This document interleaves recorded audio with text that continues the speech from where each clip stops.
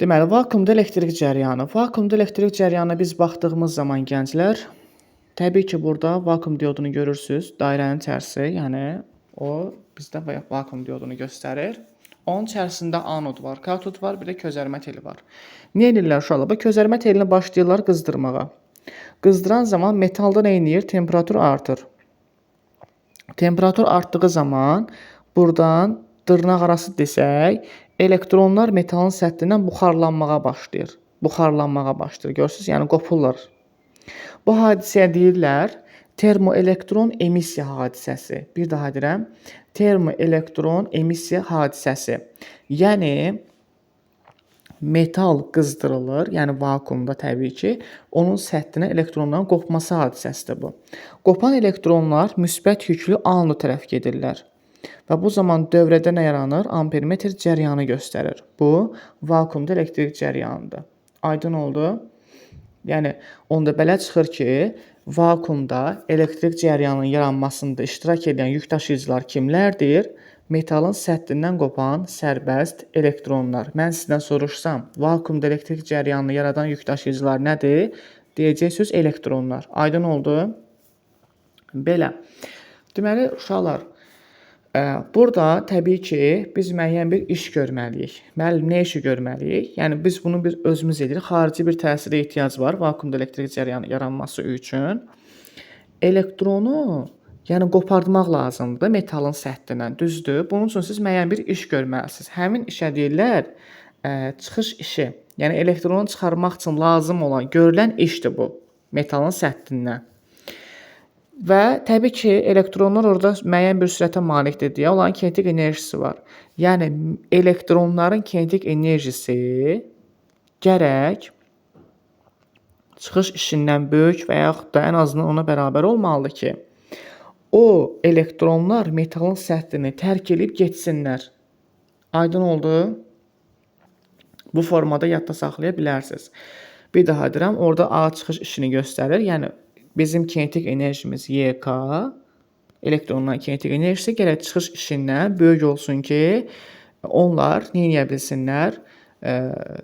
Bu, deməli, metalın səthini tərk edə bilsinlər. Bax, uşaqlar, məsəl üçün, əgər fikir verirsinizsə, küləkdə paltar aslında daha tez quruyur, düzdürmü? Amma küləksiz havada paltar biraz gec quruyur. Küləkli havada ona görə tez quruyur ki, paltar. Külək əsir, əsdikcə neyinir? O paltarlar hərəkətə gəlir və onların səthində olan, yəni molekulların kinetik enerjiləri artır. Artdığına görə də neynirlər? Başlayırlar paltarı tərk eləməyə. Aydın oldu və paltar daha tez quruyur. İndi gəlin burada asılılıq qrafiklərinə baxaq, gənclər. İ'nin U'dan asılılığına baxsaq, yəni cəryan şiddətinin gərginlikdən asılılığına nəzər salaq. Bax, bu formada olur.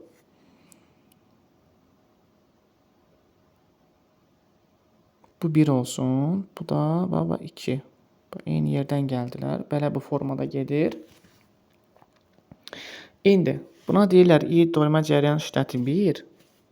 Bunu başqa qələmlə burada qeyd edilib. Dəqiq mən buranı pozum.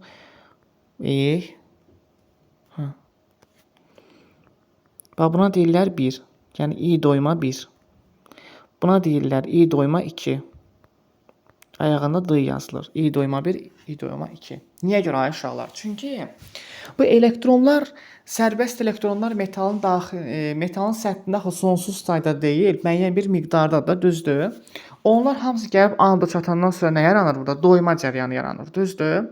Ona deyirlər doyma cəryanı. Yəni vakuum diodunda, yəni qoşanda orada yaranan cəryan olur nə? Doyma cəryanı. 2 cür çəkdim mən burada. Yəni 1, bir də 2. Tam doyma halı uşaqlar 2-də olur. Birinci hal yarımçıqdır. Elə bil süfrədən yemək yemisən, amma gözün qalıb süfrədə, elə tam doymamısan. Başa düşdün? İkinci doyma halı daha tam tıxa basa yemisən, tərpənməyə halın yoxdur. Başa düşdünüzmü uşaqlar? Yəni bu formada yadda saxlaya bilərsiniz. Yəni I doyma 2-də artıq bütün elektronlar nə edir? Bu metalın səthindən çıxır, gəlir hara? Anoda tərəf. Aydın oldu? Belə yadda saxlaya bilərik. Bəs vakuum diodundan harda istifadə olunur uşaqlar? Yəqin ki, evlərdə işlətdiyiniz adapterları görmüsünüz. Həmin adapterlarda, yəni dəyişən cəryanı düzləndirmək istiqamətində istifadə olunur adapterlarda. Aydın oldu uşaqlar? Yəni dəyişən bilirsiniz ki, sizin telefonunuza gedən cəryan sabit cəryandır. Yəni dəyişən cəryan deyil, batareyanın yığdığı cəryan sabit cəryandır. Onu da evdə işlətdiyimiz cəryan isə dəyişən cəryandır. Bəs dəyişəni biz necə eləyək ki, sabit olsun? Onun üçün vakuum diodlarından istifadə olunur. Aydın oldu? Yəni o dəyişən cəryanı düzləndirir, o formada göndərir. Və termoelektron emissiya hadisəsi müşahidə olunur elektron şüa borularında. Elektron tormozlanması baş verir. İndi rentgen cihazları var. Orada da istifadə olunur. Məsəl üçün elektronlar tormozlanır, orada rentgen şüaları yayılır. Biz bunu elektromaqnit rəqslərini, dalğaların keçidini daha ətraflı orada deyəcəyik. Tamam, aydın oldu uşaqlar. Bu da vakuumda elektrik cəryanı. Kimin nə sualı varsa buyursun. Mən eşidirəm sizi.